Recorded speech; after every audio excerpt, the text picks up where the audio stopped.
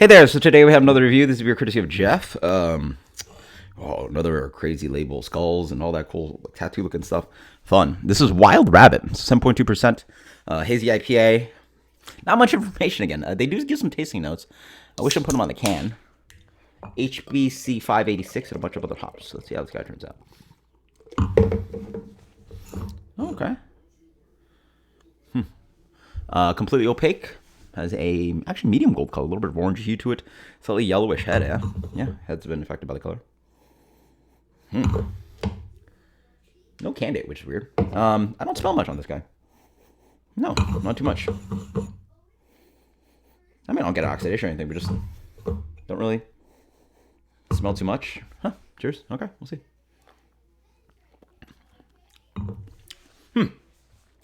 Palate sort of follows. Very hollow beer, which is weird. Hope you guys know what that means. You know, it's sort of like when how do you describe when something's hollow? It's like food without salt and pepper, right? It's like missing, right? Like salt is so important to the balancing of so many recipes. It's a huge part of human civilization and modern civilization history. Salt's so huge to develop and affect the flavor of food. Sort of like having a sandwich without any condiment on it. It's just like something's obviously missing. It tastes like a hazy IPA, but it tastes like a lot like nothing. That's what it is. It lacks it seems like the water treatment's not quite there. Because, I've had ones that are super chalky, but then this one doesn't seem like to taste like anything.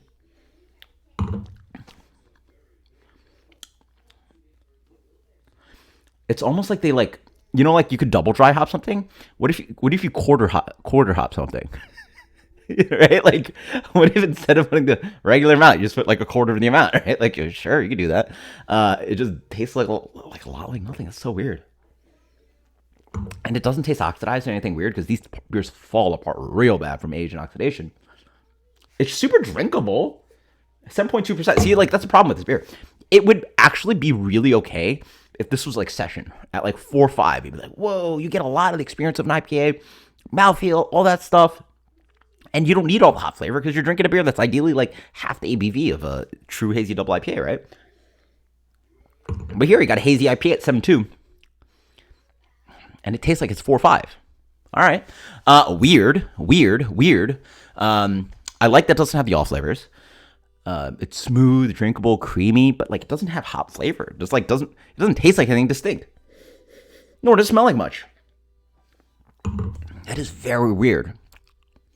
And it's honestly a little bit watery for something like 7.2. Okay, weird. Super confusing. Honestly, I'm actually somewhat okay with this because this beer is actually really drinkable compared to some of their I think the last other Evergreen that I just reviewed, the Wild Oath one that was super polyphenol heavy. So am I disappointed? I am disappointed, but it's still very drinkable. See, that's the problem with this style because that it's meant to have impression.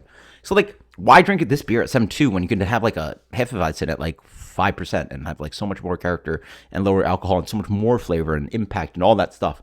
When I'm at 7.2, I want, impact of flavor. I need the hop. The whole point I feel is having hops. It's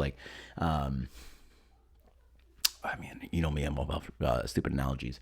It's like having a hamburger without cheese. Who first off, what? Who does that?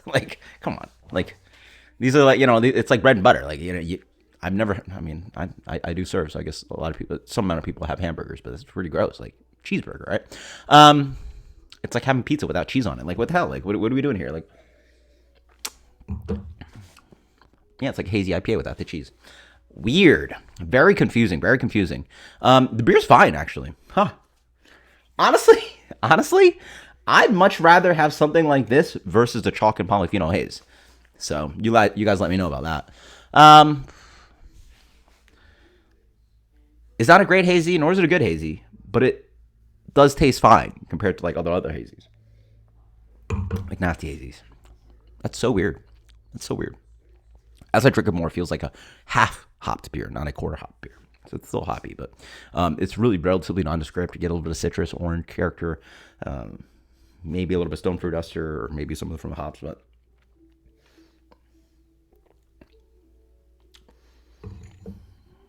so much like nothing going on. Huh?